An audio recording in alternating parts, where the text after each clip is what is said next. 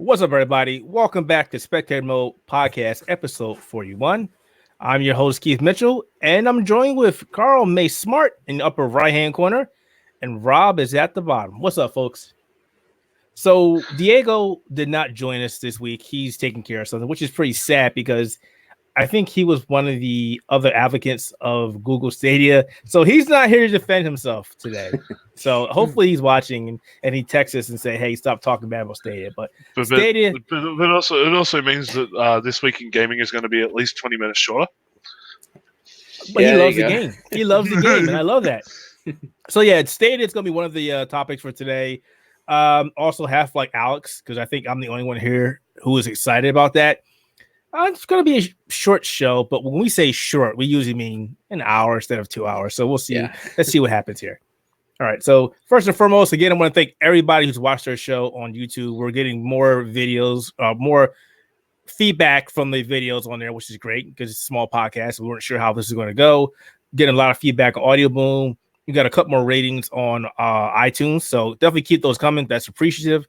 And we are still looking for guests. If you're in the game industry or you just like talking video games and you want to talk with us, hey, we would love to have you. You can always email us at the Spectator Mode on the Spectator Mode website, or you can follow us on Twitter, which we will tell you guys at the end of the show. That said, beginning of every show, we start off with what we've been playing. Diego's not here, so that's fine. Rob, you get to go first. All right. Yeah, I'm finally like have time to get into stuff now because I'm like finished moving. So I've just been like kind of catching up with everything. Been doing some Jedi Fallen Order, kind of going through that still. I'm like midway through the Kashyyyk level now. Been enjoying it a lot. It's still very good. I mean, I just picked up like the double lightsaber, even though I feel like I picked it up like way earlier than I was supposed to, because I like went to Dathomir like way before I'm actually able to like go through the full level, but I was able to get to the table where they had it. So I was like, I now have the double lightsaber, spoiler alert, but I just like have that now. And I was like way earlier than I thought I would have that. I was like, oh, okay, cool. So now I've been using that. Going through that, going through Death Stranding as well. I'm slowly but surely making my progress. I'm only on chapter 3.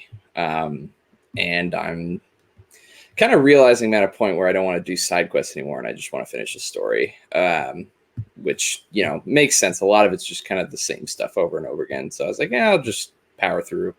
So doing that, and then I actually played Destiny 2 again earlier today. And did you try to play yesterday? I didn't try to play yesterday, but I heard about what happened and why I probably wouldn't have been able to play yesterday. Oh yeah, yesterday was not fun. Yeah, everything was all bonked and busted, but I blame Stadia. You know, yeah, it was all Google's fault. It was. It was all Google's fault. Yeah, probably.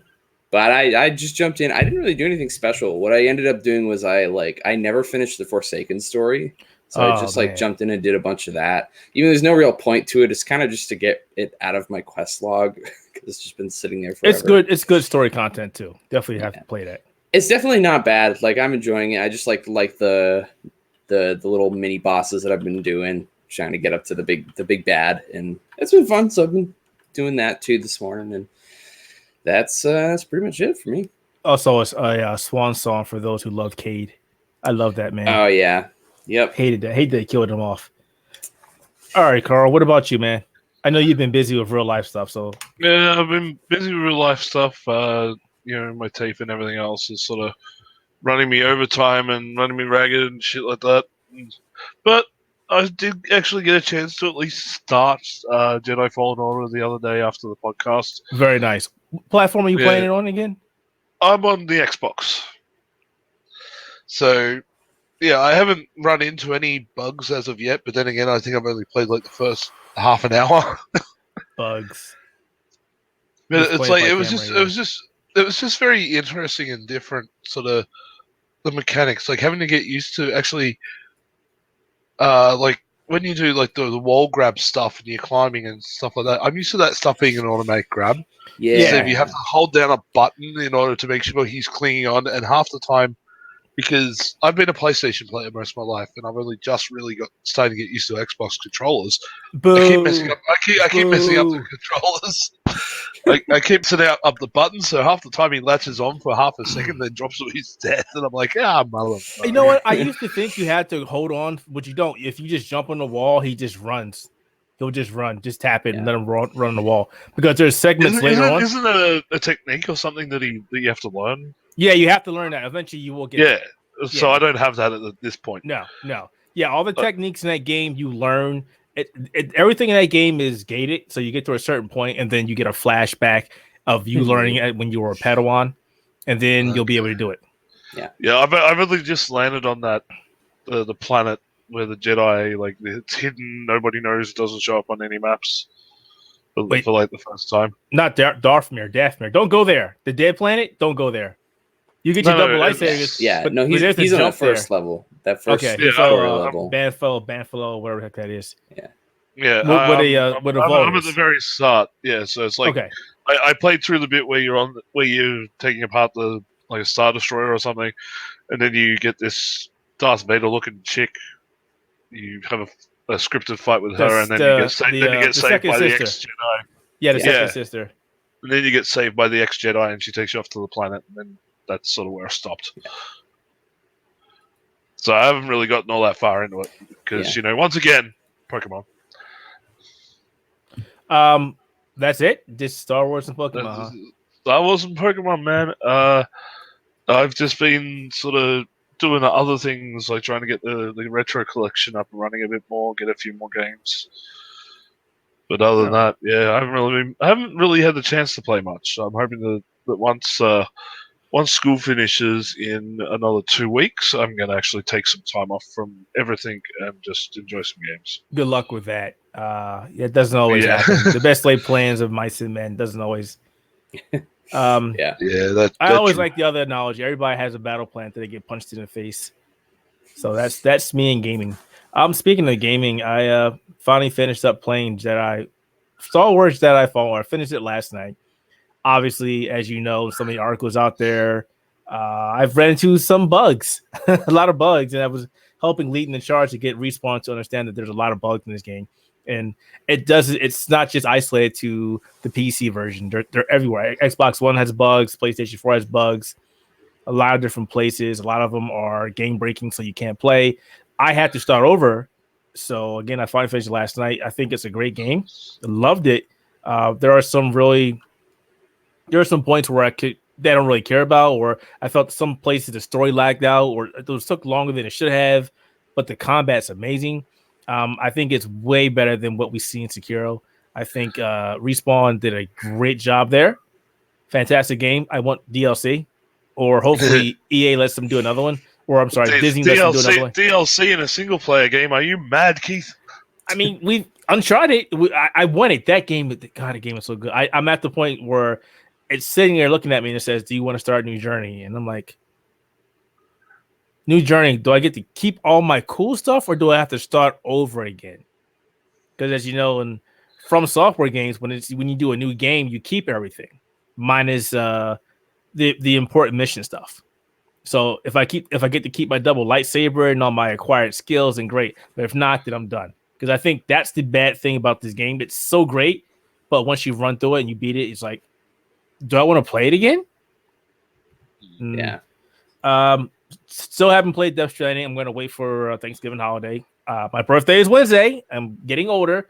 I took off that day, so I'm off Wednesday, Thursday, Friday, Saturday, and Sunday, which is the perfect time to get involved with that game. So that's exactly what I'm going to do. Which means he'll be on call Wednesday, Thursday, Friday, Saturday. I am on call. I am on call until Friday, and I'm like, I'm not answering the phone, guys. So that's I tried to get them to take me off, and they're like, it won't be a big deal. I'm like, okay, we'll see about that. I do have Stormlands for the VR game from Insomniac. Great game. I have to finish that out. Looking more and more into more VR stuff, thanks to Diego and a couple other things happening on the internet, mainly Half-Life, Alyx, which we'll talk about later on. But I haven't played a single game of Destiny. Actually, no, take it back. I have, but only for testing for Stadia, which we'll talk about later. As for the PC version Destiny 2, I have not played it. I need people so I can do the dungeons and the raids. I really need to. Well, count me in for now. We just still got to find other people. I mean, even just the dungeons. I just do dungeons with the strikes. That'd be great. Carl's got a copy. He's got to get his ass up there. Yeah, I got to do the grind. You get a free upgrade to was it 900? Yeah, 900. Yeah, but you still got to grind. Oh, you can get a free upgrade to 900 now? Yeah, if you have a character and you start making another character, you can. There's a thing in the bottom corner that says upgrade your character. You get a free upgrade. Okay. I got one sitting there, but like I've got a hunter and I've got a warlock and I've got a Titan. I don't want any other classes. I'm great. I'm good. So we'll see. Okay. We'll see what happens with Carl's character. But that's it. So yeah, that was actually pretty short. We miss you, Diego. Sorry, bud. All right. What you guys want to talk about first? Half-Life, Google Stadia, my impressions, my woes, or something completely different? Let's go option 3, Bob. But I don't have anything completely different. Actually, no. So what number 3 was actually going to be was the thing we're going to talk about at the end, which is Amazon is thinking of it. I'm sorry. Let me back up. Amazon is not thinking about getting into game streaming. Amazon had said at the beginning of this year that they were going to get into game streaming. The problem with this is I really don't think gaming and as it is right now, it's ready for all these different game streaming services. No, and I'm not talking about NVIDIA's GeForce Now, which is okay, or Shadow, which is okay, or PlayStation Now, which wasn't really good game streaming service. I could be wrong, but I don't think it was that great. I think it's better now because you can download the games, but we're just seeing Stadia and it's not really doing well. And now Amazon's like, oh, hey, by the way, we did mention that we were going to do this year, or we were thinking about doing this. And I don't think has there been much information. Did they really say much about what they're planning on doing? Reportedly said that they were going to announce their gaming streaming service next year, and that it was supposedly going to compete with next-gen consoles. Supposedly. Where have we heard that before? I don't know. Yeah. I mean, honestly, if they do, they're kind of in like a good spot to succeed, at least conceptually. Because like with all the bad kind of rap that Stadia's been getting so far, like these are clear issues that people are outlining that they could easily learn from it before they even release their version of streaming games. Like it's a pretty good time for them to at least get a good feel for what they should be doing as opposed to what has been done and what they're doing wrong. Oh boy, they're saying holiday 2020. Yeah. I don't know. Yeah, they really want to try and compete with next gen, which that's not. Oh man, I would not launch. I would not launch around that time. People are gonna go new Xbox, new PlayStation. What the fuck is this? Yeah. No, thank you. That's not very smart. What do you think they would call their set-top box for it? Amazon what? Well, they got Amazon Fire TV, so Amazon Gaming TV, Amazon Game On, Amazon Blaze. I don't know. They'd pick like a random noun. But I mean, they've been trying to get into the gaming scene for a while. They've had a couple different games to put out, and I think 1 or 2 of them got put out the pasture. They didn't do very well. They are working on an MMO of sorts. I played that a couple months ago. Was not very interested in it. Well, they have like a full-on studio, don't they? Yeah. Amazon Game Studios. Yeah. But and you've also got to remember that they technically own Twitch. No, they do own Twitch. Yeah. So maybe they might not even name it Amazon anything. They might try and integrate it in with Twitch. No, they wouldn't. For that brand recognition. I don't know. That wouldn't be smart. So so they've got 3 games they're working on right now. The other ones they stopped working on, which is weird. The New World, which was the MMO I played, I was not interested in that game. I played it for about a good 3 hours. It was like, this is boring. And so did a bunch of other people. Grand Tour looks like this is from the Grand Tour TV show. Yep. And Crucible, which is a third-person last man standing. Oh God, another battle royale game. I watched somebody play Grand Tour. It was like a racing speedrunner, and I watched him play, and it was hilarious because of just like how bad the physics were. Like it had like really bad Need for Speed drifting, so you'd like kick the back out a little bit, and your full car would like go sideways, but it would like still be like sliding like unrealistically towards the wall. It looked pretty fine. It was just It was not very good. Just be honest with yourself. It was, and it was like integrated with like the live TV show too. So it was like there would just be like the straight cut, and then it would just be like, you know, the gentleman from Grand Tour like just doing the show, and then it would just like cut to gameplay, and it would just look like way worse in comparison. And it was just it was gross. So the question here is again, do you think the gaming industry, the consumers is ready for all these multiple different game streaming services? Again, Stadia, whatever Amazon got cooking up, Shadow, Project xCloud, PlayStation Now. I know I'm missing one. Annoying missing one in there. So there's a lot of them. Would technically like EA's that hasn't even come out yet and stuff like that? Is that like, or Xbox's Game Pass? Would that sort of be? Well, no, because that's rolled into Project xCloud. xCloud. So I'm only talking about the game streaming as in a service where you don't need to have a PC or the console, not a subscription service like Game Pass. Okay. Subscription services are great when they're done well. You know, Xbox Game Pass is great. Ubisoft's subscription service, very much ass. Don't touch it. Don't touch it. Not good. I wouldn't touch that. Well, there's no good games to get with it for now. There's no Not good really. games. The only reason I was even contempting or thinking about that was Watch Dogs, and they go, oh, hey, look, that's delayed until I don't know when. So that's definitely not a good thing. They're delaying everything because of a certain Ghost Recon game that didn't do very well. They were like, it's going to be the best game ever. And it was like, nope, this game is ass. Nope, not really. But I made Diego sad too. He was like, let's go. And he played. He bought it. He got it for himself. And boy, was he wrong. Oh, man. That was, oof. In terms of like all of the streaming services, I feel like the main kind of player that's going to succeed the most right now is Xbox, at least in terms of from what I've seen so far. Because it's just like the thing that they've got pretty much over almost everybody else is that their game streaming is going to be like so inherent to the rest of their products. Like they do such a good job in connecting kind of everything together, specifically with like Game Pass, because you're just going to have access to xCloud now. Like that's huge. And like people aren't going to necessarily have to be paying extra per month more than what they pay for Game Pass. Like they'll be able to just kind of have that option to them. Yeah, because Ultimate it's in there. Yeah, it's exactly. And it's just like that's so much better than like it's less concern on a consumer side for them to want to have to put time, effort, and money into something that may be just a promise. I mean, the prime example would be Stadia, at least in this instance, is just that like it's such a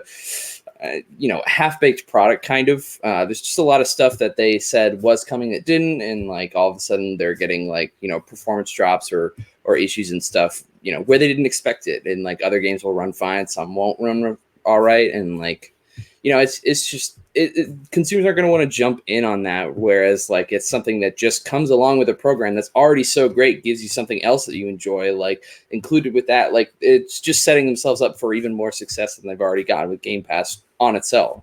And I just think they're in a great spot. And adding to that, one of the big differences between Project xCloud, and that has its issues, I'm playing with that as well, is you own those games. Those games are yours. If you buy those games, there are certain games that you can play on your PC as well as on your Xbox. And if Project xCloud goes away for one reason or another, you still can play those games. With Stadia, you have to buy into this ecosystem, and those games aren't yours, which is, they're yours, but if Stadia goes away, you can't play them on anything else. You lose them, and that's a big investment. And you're also giving us games, and this is going to roll to the next topic anyway, that we already own that I don't want to play. And they're expensive. Yeah. You're charging me for Rise of the Tomb Raider, and I could get that for dirt cheap elsewhere. Why would I want to buy it here on Stadia and have all the issues that I'm having right now? It just doesn't make any sense to me. I don't know. Yeah. Google needs to go back and rethink the majority of stuff that's they put aside for Stadia. They really do. That's all I can say. With streaming services in particular, and unfortunately I come from a place of weakness because Australia, like we have the TV streaming services, but we don't have the infrastructure for games. A lot of game companies won't put anything out that has a streaming game service here. But just thinking about it, it's like, why bother?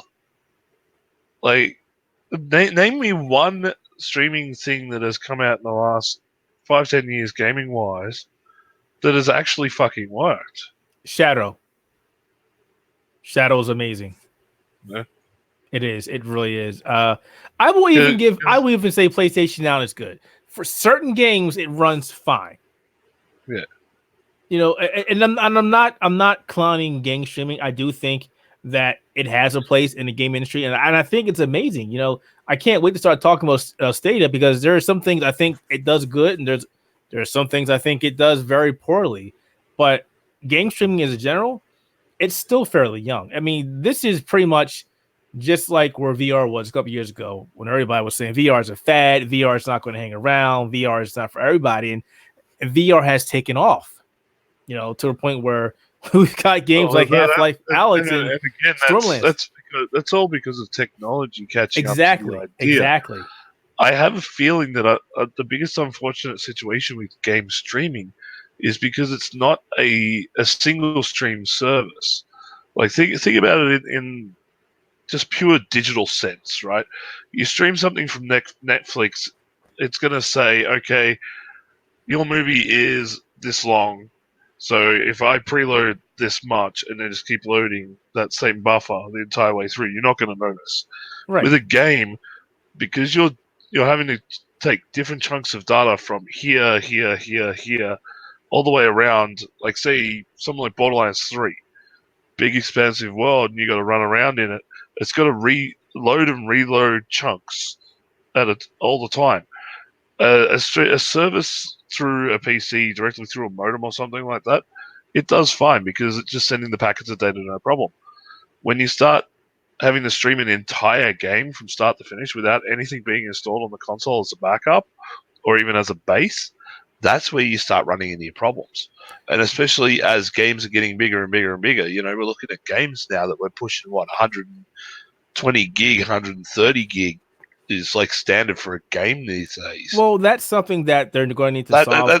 That's something that you can't exactly stream without needing something like a gigabit connection. Well, right. The bandwidth is a big concern, and that's something I want to talk about. And the machine to handle it too. Well, that's the thing. I reckon a lot of these machines have come out with technology that's very underpowered, trying to be like. What do you mean machine? What do you mean machine? Well, think of things like NVIDIA Shield, and you know, even the Google thing. I reckon they're not as powerful as they should be, or what they could be. Well, in terms of Stadia, and I guess we can just roll that into Stadia and the launch woes. In terms of Stadia, the Google Chromecast Ultra is just the deliverance mechanism. That's it. The big heavy lifting is handled in their data centers, where there are these really beefy servers that are handling this, and the predictive services, how Google has it down to a science, is actually really good. It's interesting stuff. You know, and as I played certain games, I could see where there was latency, but it still worked out well. I mean, with streaming right now, you're never going to get rid of that delay. It's always going to be there. The most you can do is try and mitigate it using predictive services to decide what we're going to do in machine learning. But let me back up with that, because I've got a good 20 minutes of data talk I want to talk about here. And I want you guys to ask any questions. I've beaten the hell out of this thing.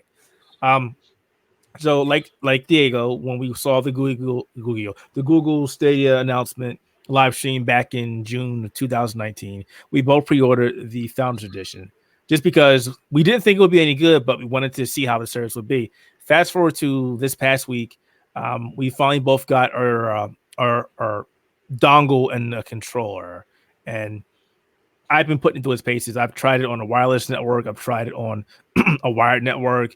I've tried it on my laptop. I tried it on my PC, and I tried it on TV. And now I'm losing my voice again. What the hell? And my impressions, my experiences has been very hit and miss. I played Destiny 2 because I'm very used to that game, and I played Samurai Showdown, which is 2 games that are also included with Stadia Pro. Man, when I played Stadia on my computer, it was the worst experience I ever had. It was terrible. Input delay all over the place. It barely looked like it was 1080p. It was a very bad show. It feels like Google is intentionally hamstringing the Chrome version of Stadia when you're trying to play it. When you play it on the Chromecast on a TV, it was so much better. The latency was still there. Input delay was there, but not as noticeable as it was on the PC. Destiny 2 was okay. I did have some audio sync issues where I would jump on my speeder or I would fire a gun and then the sound would come out like a millisecond or 2 later, but it was still playable. The only downside to that, obviously, is there's not a lot of people in the Stadia platform. I'm combining Google and Stadia, the platform for to get anything done. Like I literally sat there for 5 minutes trying to do some PvP. I sat there for 10 minutes trying to get a strike. The people just either don't care, aren't there, or are having problems with the servers, which did not have a really good launch. Not at all. It was bad. People didn't get their codes. Some people didn't get their hardware till very later this week. Some people still don't have their codes. Google is still trying to take care of that, even though they said they ironed it out. But as far as the technology goes, I think the technology is amazing. I really think it's good stuff there. But there's just a lot of issues and a lot of bad planning. Like a good example is buying games on a service. You actually have to launch your phone to buy a game. You can't. Yeah, exactly. That's no internal store at all. You hit the button on the controller, it brings up the games that you own. If you want to buy games, it says you got to go to your phone. So, I mean, bring up on my phone, my cracked phone that I still have not got fixed. Yeah, it's really stupid. That's stupid. It's very dumb. And I was like, wow, wait, if I want to go buy a game, I got to launch this phone. I'm like, what if I don't have my phone on me? What if it's upstairs charging? What if I'm just doing whatever? But yeah. That's in order to buy games on Stadia, you got to go to the Stadia store. I don't know if you guys can see it. You actually have to go to the store to buy these damn games, and it's stupid. It's really dumb. I don't like it. That's like a step above like putting voice chat on phones like the Switch did. That's like a core thing you should be able to do just from the controller. And the store is not very good. Yeah, I mean, from what I could tell, it looks like it's just like any other Android app. Like they have like this whole like Netflix slideshow thing that you do for each section. Yeah, this is the store. This is all it is. Hey, these are the games you want.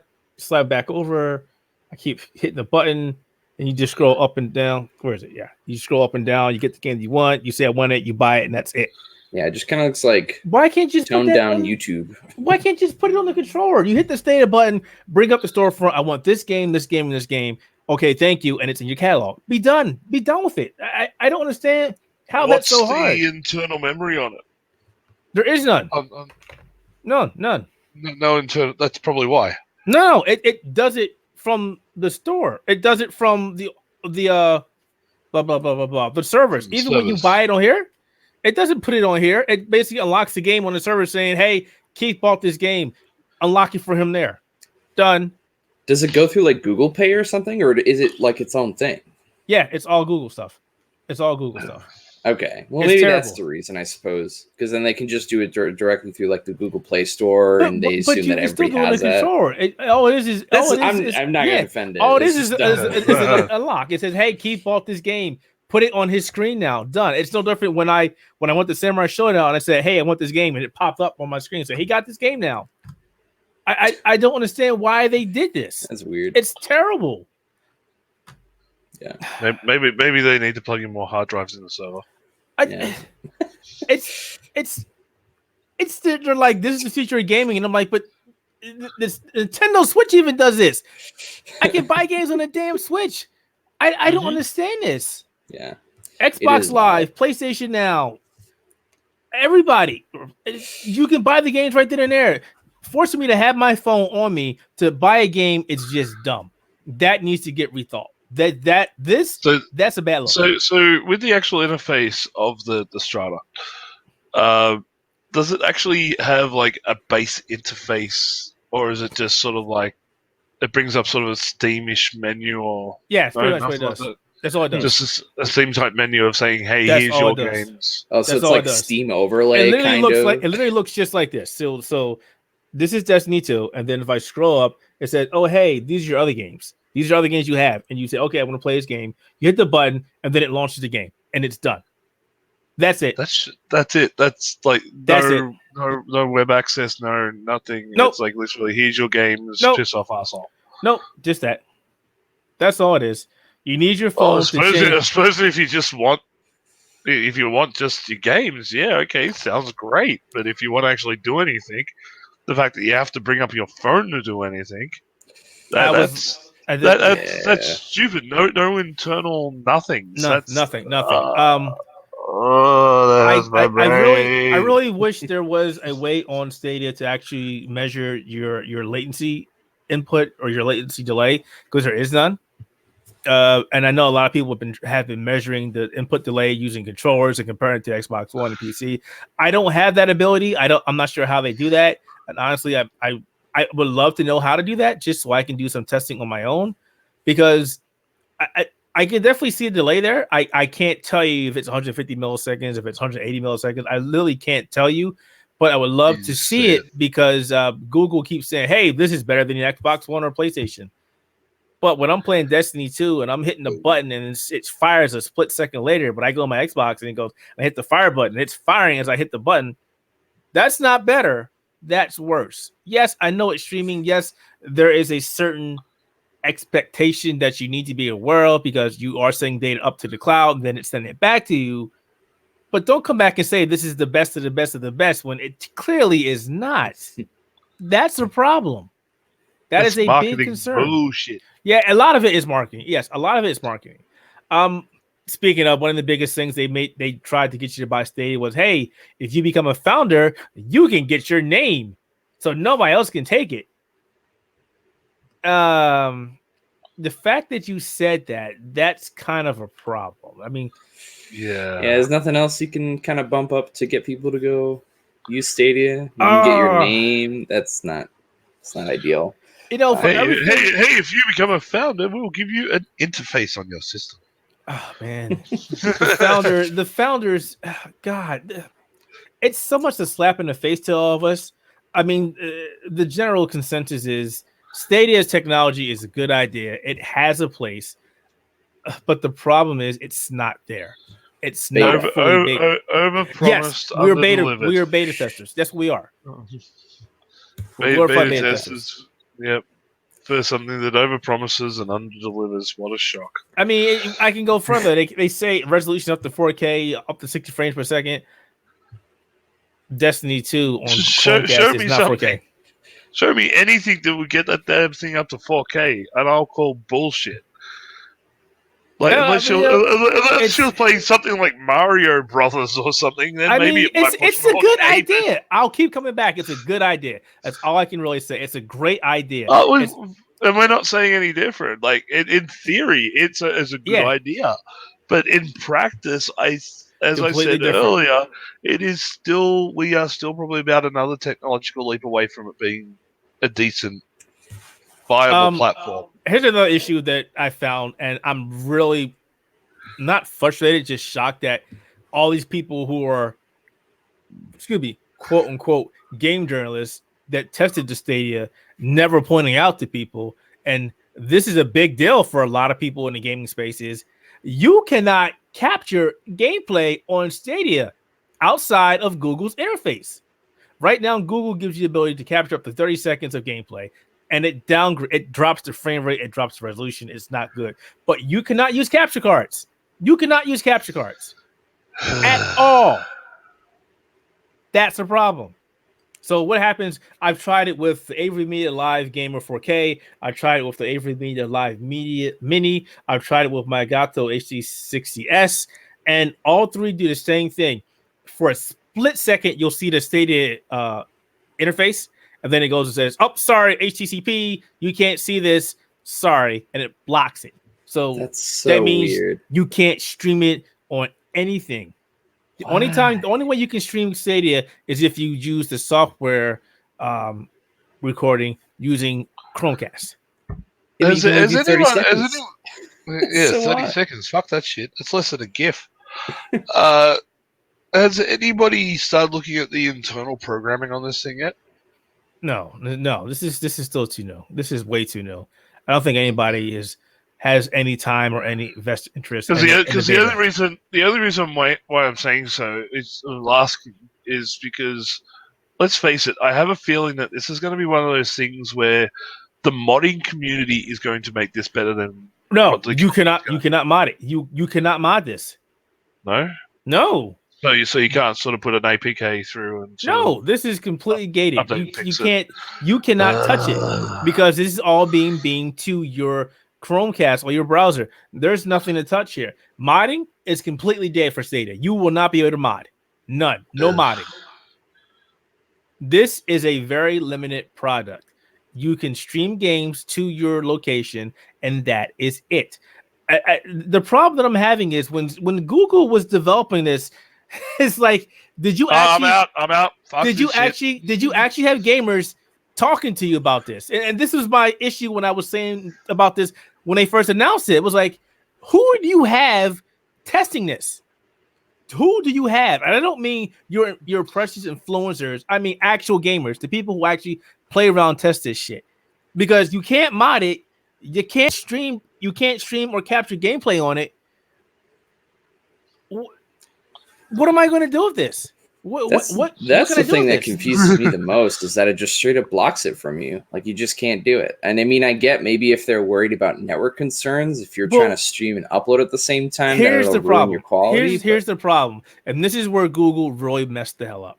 So Chromecast obviously can be used for other different things. You can use it for streaming media to your TV. You also can use different streaming services like Netflix and whatever. So they have to put HTTP in there so people don't use that device, record stuff on their computer, and piracy. Okay, here's the problem. It's the same damn device used for Stadia to do the media streaming. So by default, you should not have given us access. You should never gave us the Chromecast. You should have gave us a dedicated device for Stadia, not using a pre-existing device. Now that you did that, you pretty much locked everybody out from streaming. The reason why I think there might be some hope, there might be a way to switch it on and off, is the fact that when I turn it on and I tell it to connect to my video card for a split second, I see a picture and then it goes away, which means it's seeing a different input. It's seeing it's connected to something else and it goes no. Now, granted, there are ways to get around this. There are some splitters that bypass that, but outside of that, I mean, you really shouldn't have to do that. That's bad. So for all the people that were like, I got Stadia, I'm gonna go stream it.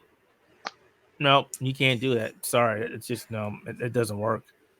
And I've tried. I literally sat there and tried. It does not work. That's so weird.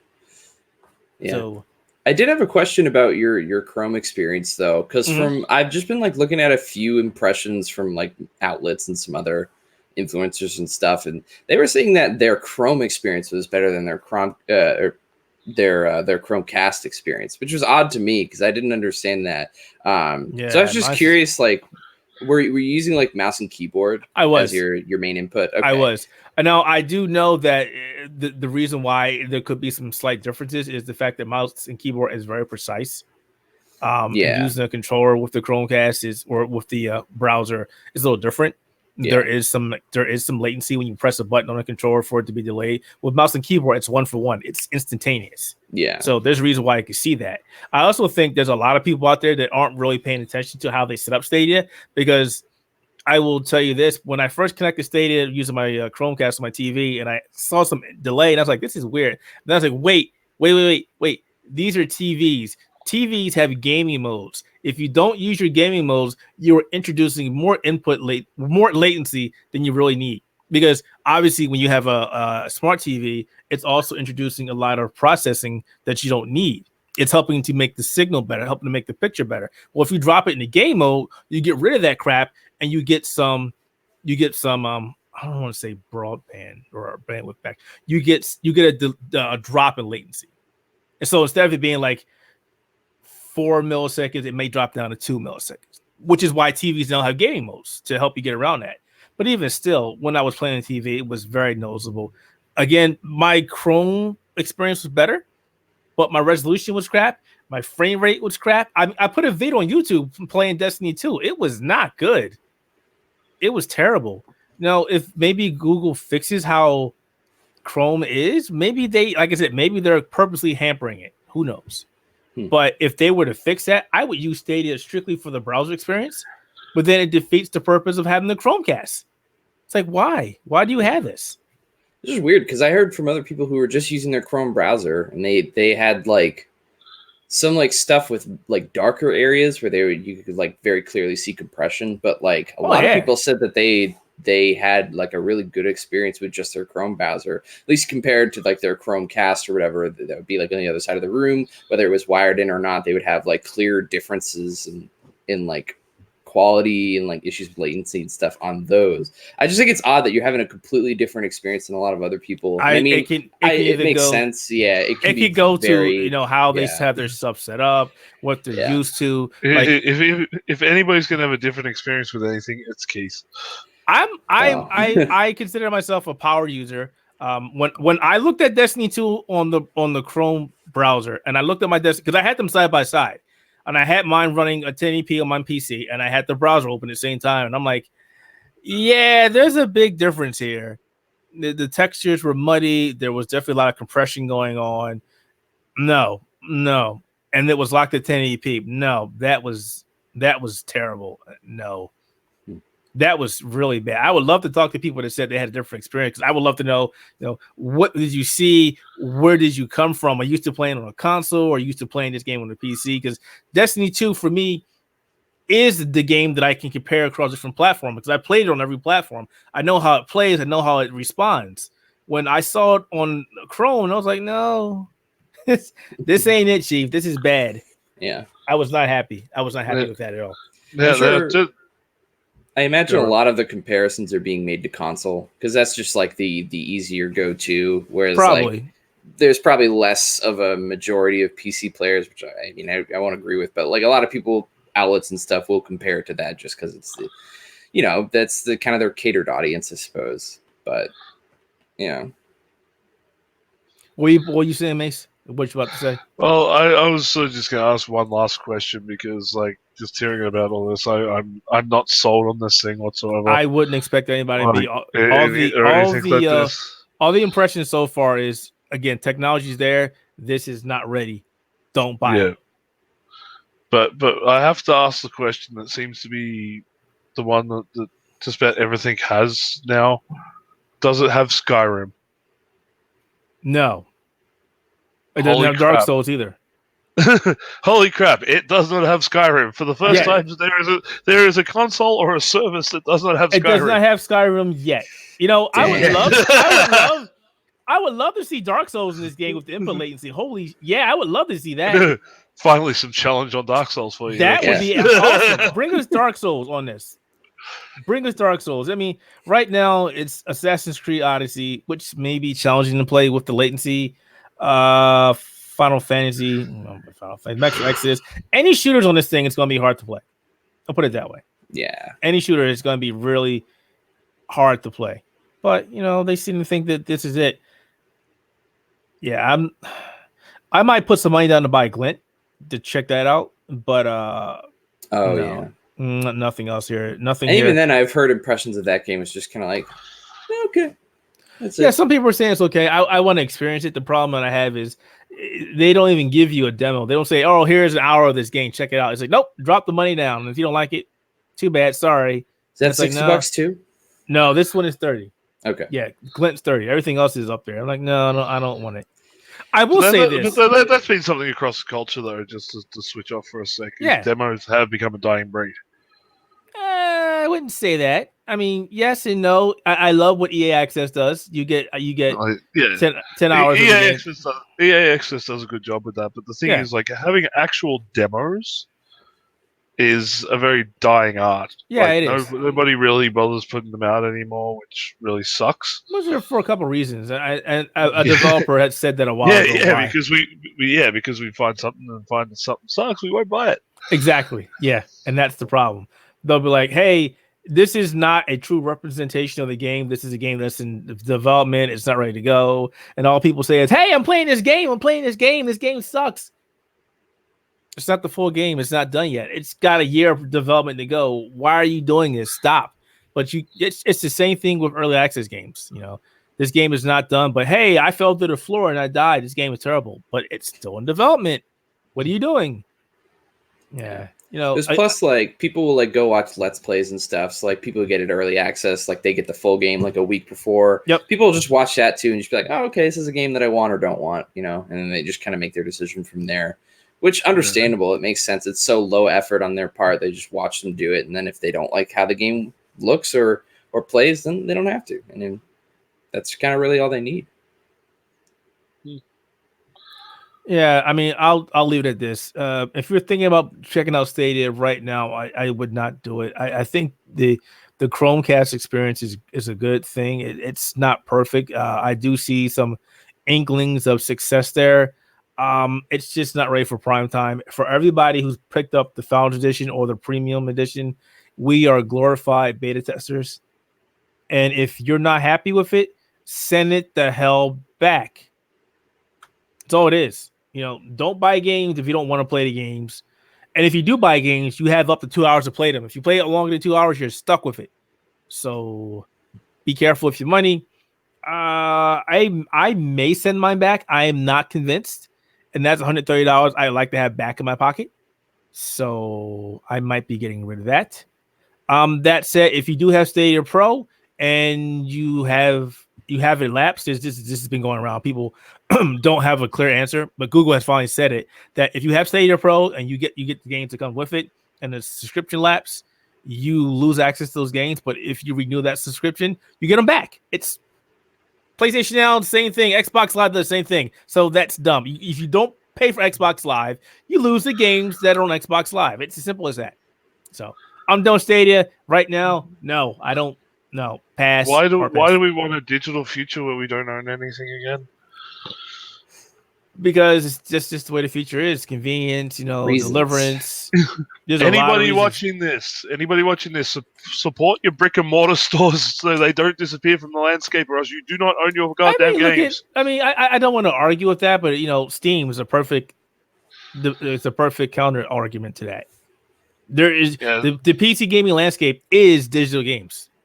It has been for the last 10, 15 years, maybe longer.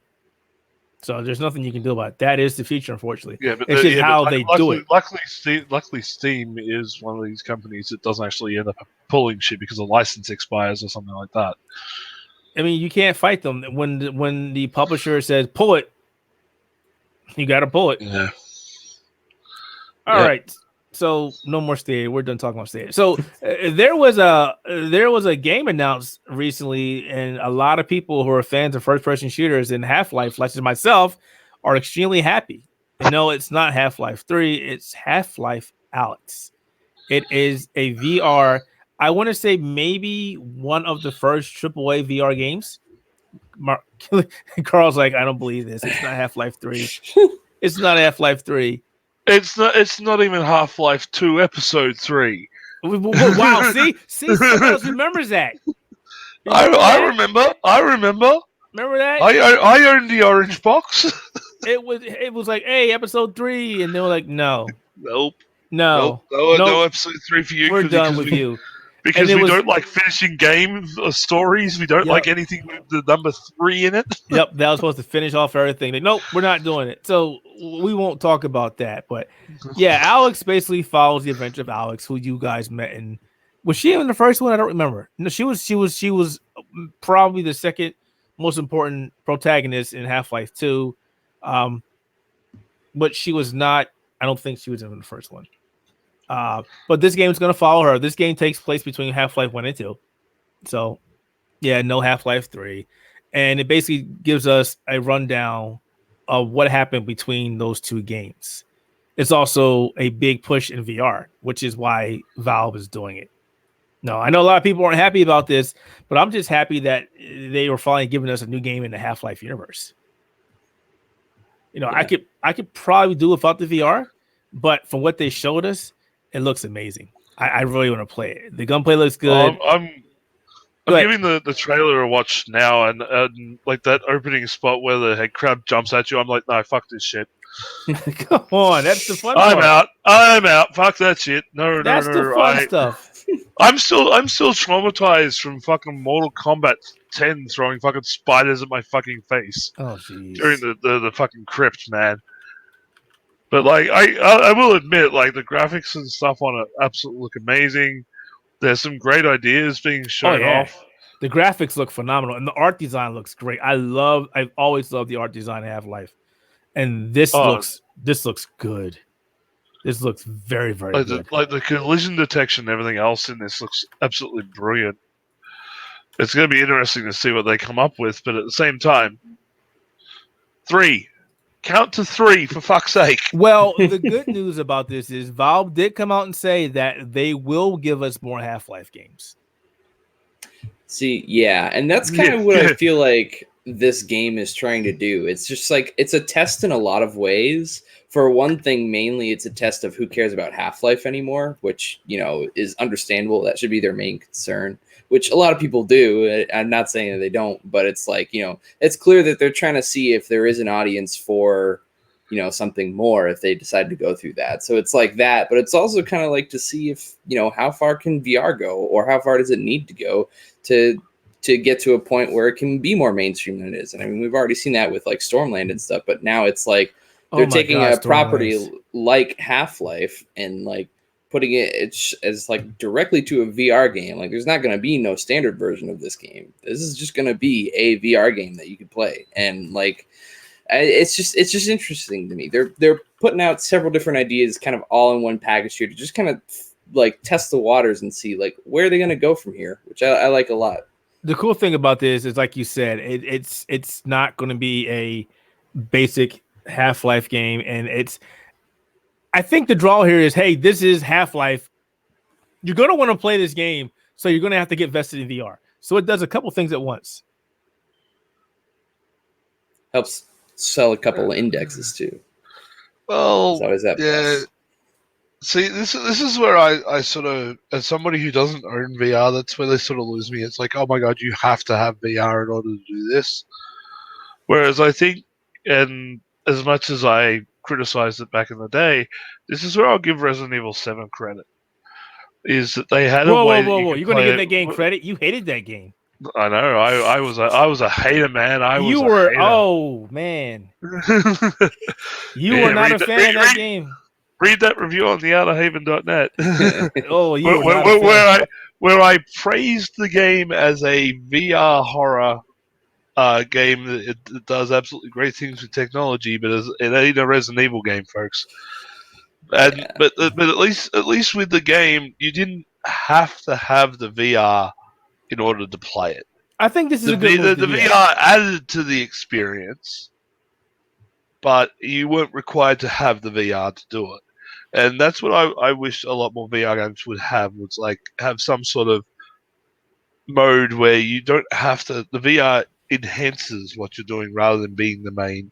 Like with things like Beat Saber and stuff like that, where you have to do the movements and all that shit. I don't think you can do that outside. I don't think you can really do something like I mean, you could, but I don't think you could do it the same way it's implemented with the VR. Yeah, I understand it, but at least give us, like, this is the thing that's going to hamper it. It's like, if it's going to be a VR only experience, that's segmenting the market. And for something like Half-Life, where there are a lot of very devoted people out there who are still clamoring to game to this day, give us more. When we finally get more, they might not be the ones that own VR headsets. Yeah.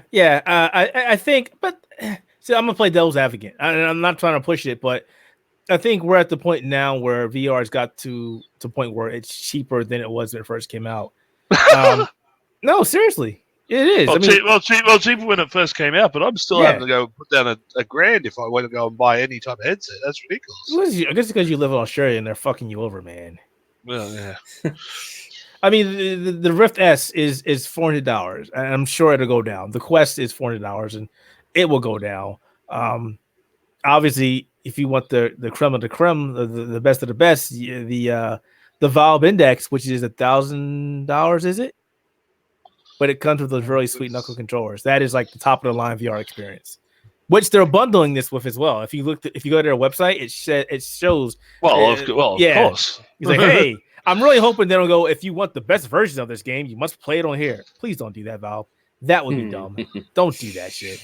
Because I would be so upset. Because I really want to play this game. It's March 2020? Yeah.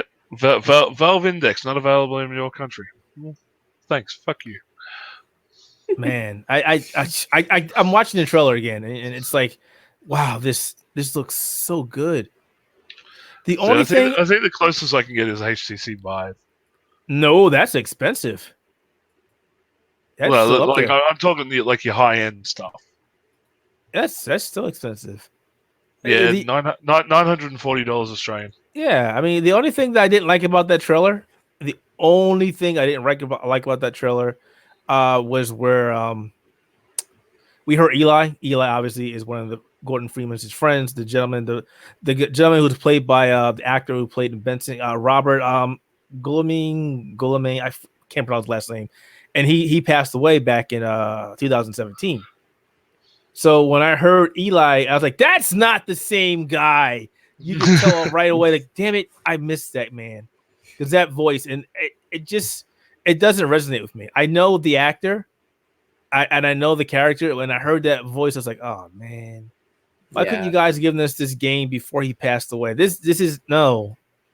Way back in the day, I felt that with like Kingdom Hearts, because after Leonard Nimoy passed away, they had to find another voice for the big baddie, and that was super disappointing. Anyway, yeah, I mean, what do you think about this?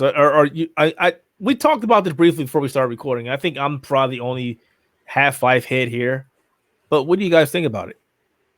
About them finally giving us another Half-Life game? Quiet. Well, it's also I'm of two minds. Like, I'm like you. I played through the original Half-Life. I played through Half-Life 2, Episode 1 and 2. I've spent many years going, where the fuck's 3? For either the main game or give us Chapter 3, one or the other. But as much as I'm like, hey, cool, there's another Half-Life game, at this point in time, I'm like, okay, this is like... It's like Capcom with Street Fighter. Oh, no. How many side story or like side games, we had Street Fighter 2, everybody was going, where's Street Fighter 3? No, you're going to get Street Fighter Alpha, you're going to get Alpha 2, Alpha 3, you're going to get EX, EX1, EX2, EX3, Marvel vs. Capcom, and and then eventually you'll get 3. Yeah, they're doing the same thing now, too. Yeah. Well, actually, no, they're just adding on 5. 5 got announced for Championship Edition the other week. Yeah, I thought that was so funny. It's like, oh, we've come full circle again, huh? Another Champion Edition, huh? All right. Yeah, pretty much. But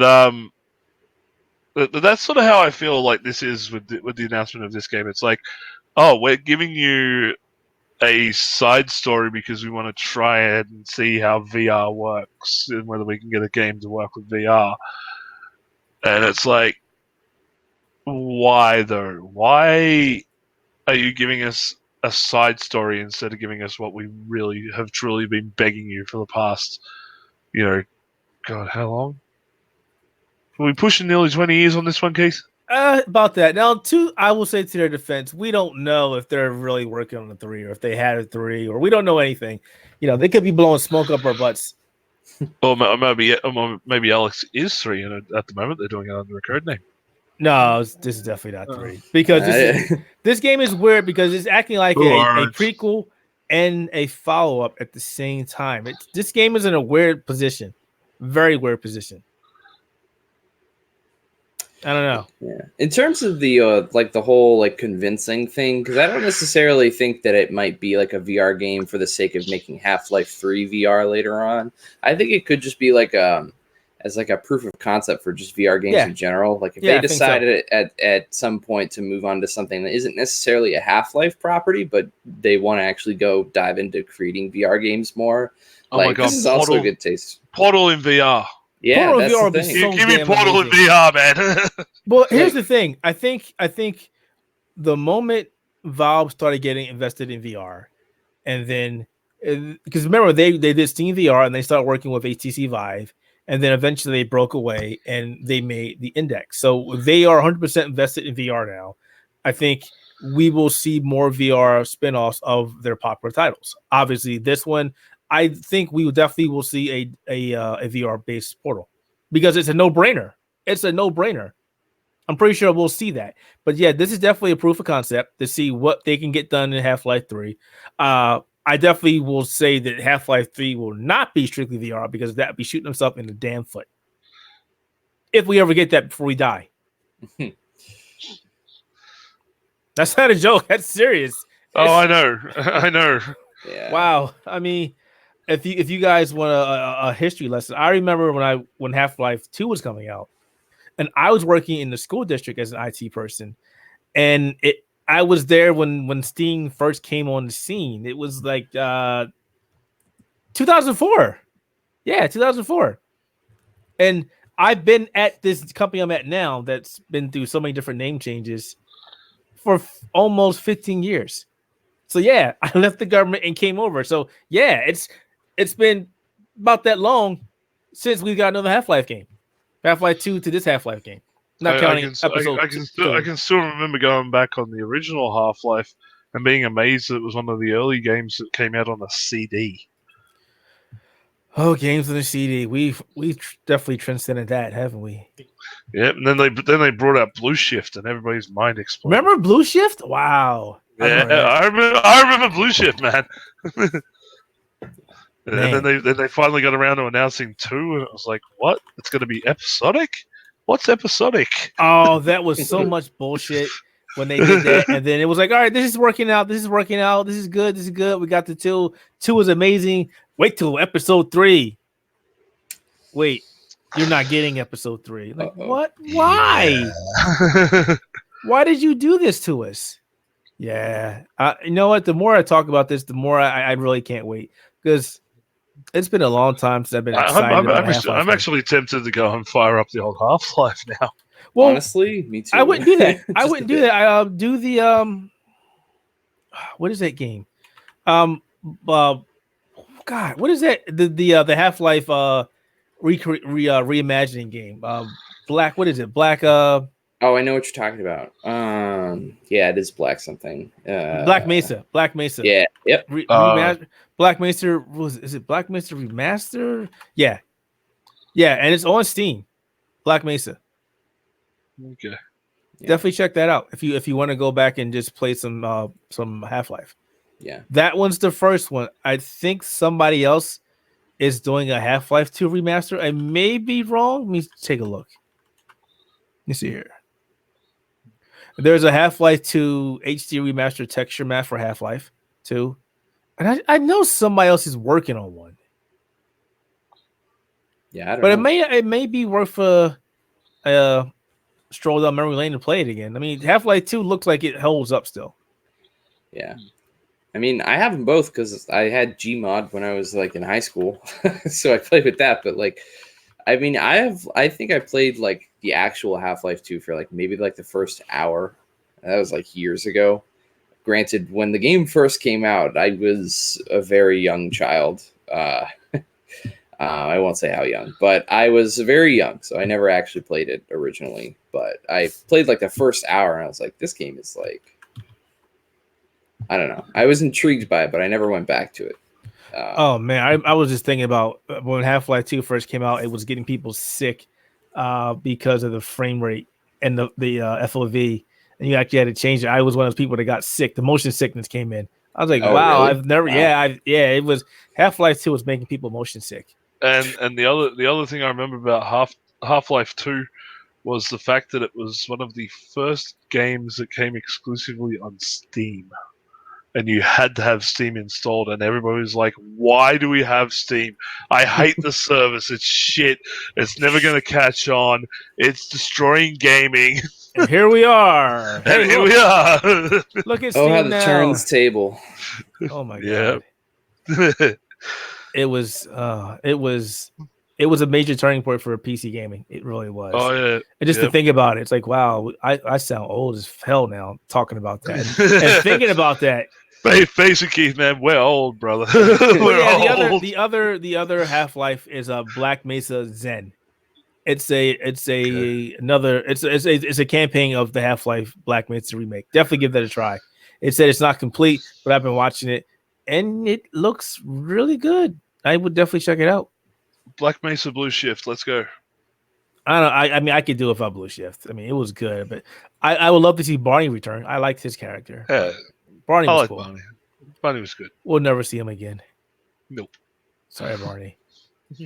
All right, gentlemen. I think we are at the end of the show. This one was a very, very, very short show, but we did clock in at an hour and 5 minutes. So that was actually pretty cool. An hour and change.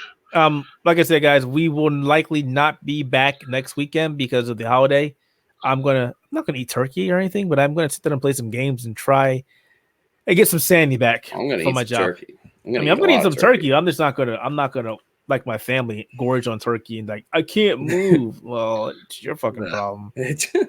I wouldn't have done that. That's good for you, but no. Hey man, I'm not in the best of shape, but that's the only weekend where I'll just do it and just kind of worry about the after effects later on. I'm just gonna play some games. I'm gonna watch the people go ape shit on Black Friday and laugh at them, and then I'm gonna relax in my house and play some games. I can't wait for the highlights video for the Black Friday is always ridiculous. Like, oh, these people fought over his TV. Like, really? Why? Just buy your shit through Amazon. Or I love how people now, like with the advent of technology, just getting straight in there and just streaming the fights live from the local Walmarts. Yeah, I never understood why these people. I mean, and as a gamer, I'm looking at some of these Black Friday deals. These are garbage. Yeah, gaming Black Friday deals lately, like the last couple of years, have just been absolute bullshit. You know, Nintendo doesn't want to take a hit on the Switch. The PlayStation, Xbox are already low as are going to be. Plus, we're in the middle of a transition, so they're not going to get any cheaper. All the games that came out that were good are already discounted as it is. And whatever Black Friday. I'm not buying any electronics. I've got enough shit. And most of the people that are really doing decent electronic sales are doing them now. Yeah. So they're preempting everything before Black Friday these days now. So. Oh yeah. And with the advent of online shopping, you don't really need to be lining up at like 2:00 in the morning to get a TV for $20. I could never do that. I would watch people sit outside of Best Buy and camping out, and I'm like, why are you doing it? Oh, I gotta get this. But why? I never camped out, but I enjoyed going out there just because it was fun to hang out with friends and do that at the same time. Because it's like, one thing, it's funny to people watch at those kinds of things because people just look dumb trying to like rush around and get the things that they need. Specifically, like older people, because like people who are like my age or like older, or like slightly older, would just be like looking at people just like, what are you doing? Come on, we at least know better than you to just kind of really need to be outside. Like, you're not going to get those at this early this morning just to get this game or to get this TV. Yeah. Or the more funny thing is watching these people buy 20 PlayStation 4s. Like, I know what you're doing with those, but okay. Thank you, Mr. Scalper. Car after car after car of consoles, and people that really want to buy them can't buy it. I'm like, dude, why are you letting them buy all these things? Oh, because they're buying them. We don't care. We don't care that our thing says 5 per person, but this guy's got 50 with all his family members. Just stuff them all in or something. What? Why is that? How is that? Whatever. Yeah, Black Friday, it sucks, and I don't subscribe to the idea of Black Friday anymore. Yeah, not many people do. I mean, it's going to be in the next few years from now. We'll see like live streams of Black Friday. There'll be nobody there. Everybody Black buying Friday things and online. Cyber Monday. Yeah. Yep. When did Cyber Monday become a thing? That was more. I think that's actually originated more my side, like because like outside of the US, nobody really, there's no Thanksgiving or Black Friday for that. So they decided, hey, just to get in on the trend, we'll do like another catchy sounding thing, which was Cyber Monday. Yeah, I never understood that, but yeah. So So once again, everybody, thank you for watching us here on Mixer and also on YouTube. This has been episode 41 of Spectator Mode Podcast with Carl, with Rob, and myself, Keith Mitchell. And you can check us out, obviously, here on YouTube or Mixer, on Google Podcasts, on iTunes Podcasts, and wherever else podcasts are. And if you don't see us next week, have a good Thanksgiving holiday. Celebrate that holiday. there are some people I know that don't celebrate the holiday, and I don't subscribe to the holiday either because I don't like the idea that hey, we're celebrating the holiday where we jacked your land. Hey, no, that's not a gobble gobble. Just call it Turkey Day. That's fine. Good Turkey Day. Good Turkey Day and gaming day and football day and everything else day. So yeah, and if you go out for Black Friday, please be safe. Please be safe. Don't trample other people. Oh my God! Don't get trampled. Don't get robbed walking to your car. I mean, use the buddy system. Jeez. If somebody decides to throw hands over a television, just drop the fucking television. Yeah, let them have it. Or chuck the TV at them. Your life or your safety isn't worth saving money on a fucking TV or break the TV over their head. Look, grab the TV by all means, but like actually throw it when you drop it, so that way they get a broken product. So you win in the end. Crazy shit, guys. Crazy shit. So be careful out there, all right? And we will see you not next week, but the week after. And you can always check us out December here for the holiday period. Oh my God! Wait. When's the gaming show? When is the Gaming War show? 12th. Because we may do a live recording where a bunch of us are all here talking about that show. So I want to say it's December 12th. You know what? Let's just take a look. In TGA 2019. When is it?